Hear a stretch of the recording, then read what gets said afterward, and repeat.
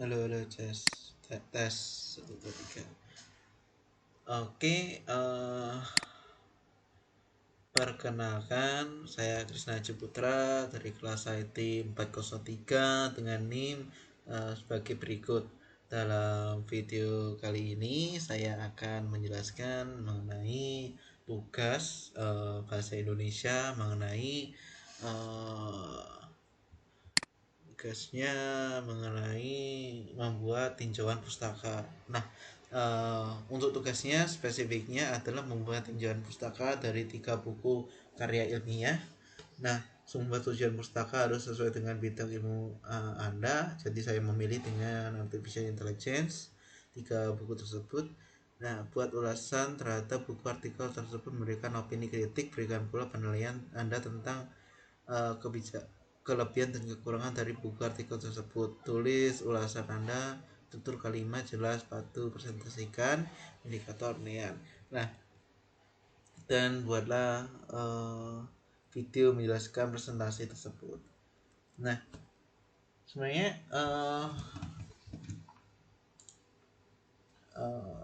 untuk tugas bahasa Indonesia saya sudah merangkum 3 jenis buku mengenai artificial intelligence. Nah, dalam menyusun tinjauan pustaka, biasanya kita perlu mengidentifikasi, mengevaluasi buku karya ilmiah tersebut dengan sesuai dengan ilmu kita. Nah, tujuannya untuk menyediakan konteks penelitian, mengidentifikasi celah penelitian, menunjukkan pemahaman yang mendalam, menentukan metodologi penelitian, menghindari duplikasi, mendukung argumen penelitian, menyediakan dasar teoritis, dan mengidentifikasi tren dan perkembangan. Nah, buku pertama adalah Application of Generative AI.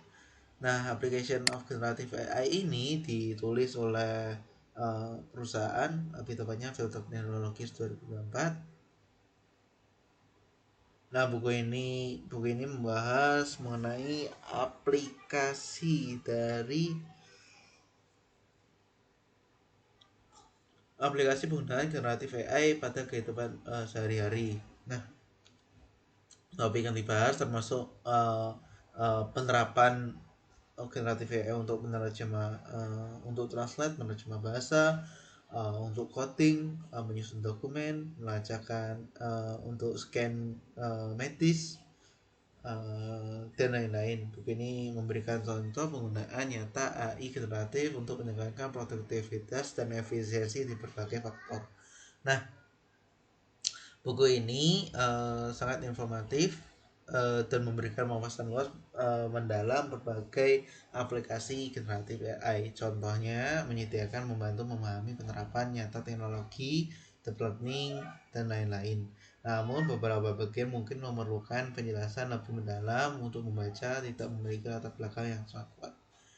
Nah, kelebihan dan kekurangannya sih, kelebihannya buku ini komprehensif menyangkut berbagai jenis generatif aplikasi generatif AI, contoh-contoh praktis, dan bahasa yang digunakan cukup mudah dipahami. Sedangkan untuk kekurangannya, beberapa bagian memerlukan penjelasan lebih mendalam, kekurangan studi kasusnya kurang lengkap dan kompleks, pembahasan teknis sulit dipahami.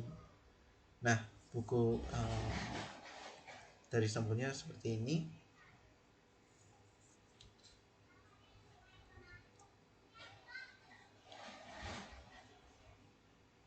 Untuk buku kedua adalah The Learning with PyTorch. Nah, penulisnya Vishnu Subratian. Buku The Learning ini adalah panduan komprehensif untuk memahami mengimplementasikan model pembelajaran dalam menggunakan bahasa PyTorch.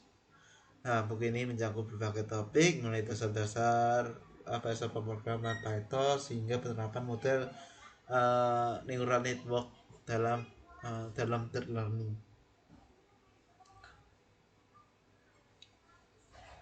Nah, untuk kelebihan dan kekurangan, kelebihannya sangat informatif, memberikan penjelasan mendetail tentang berbagai infrastruktur jaringan modern, arsitektur neural network.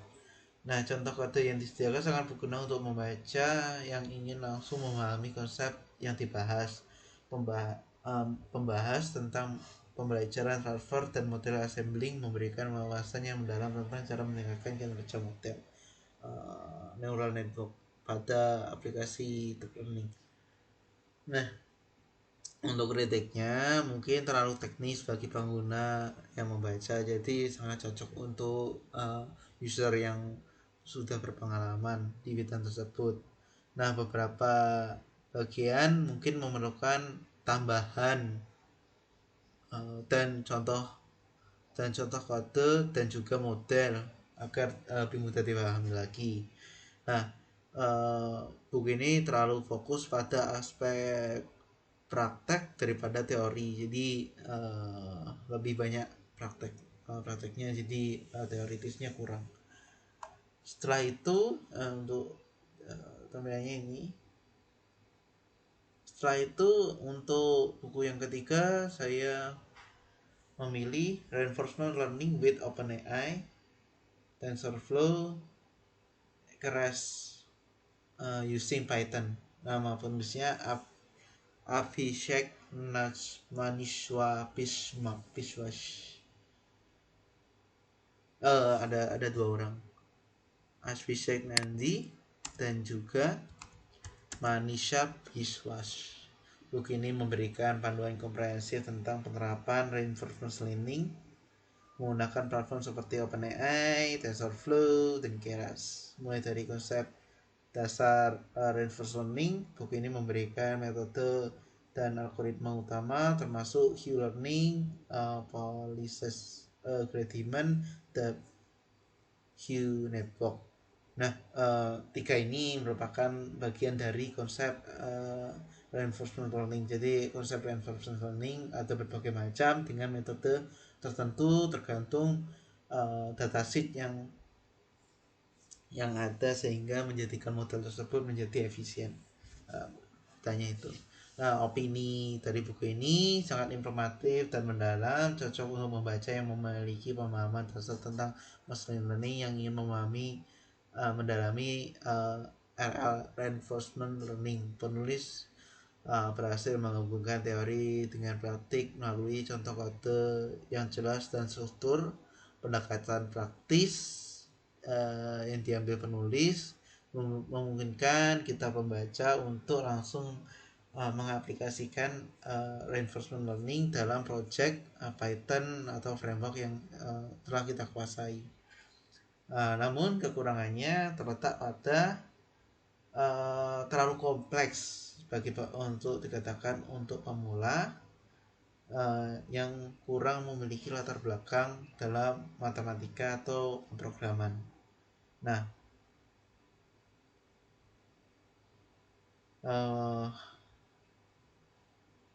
untuk sebenarnya kekurangan lagi dari buku ini menyediakan banyak penjelasan dan contoh yang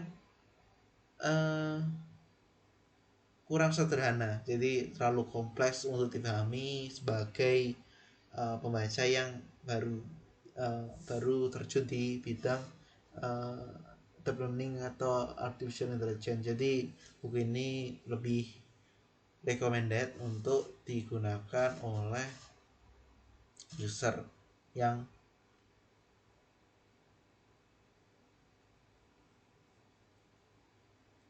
advance. Untuk sampelnya seperti berikut.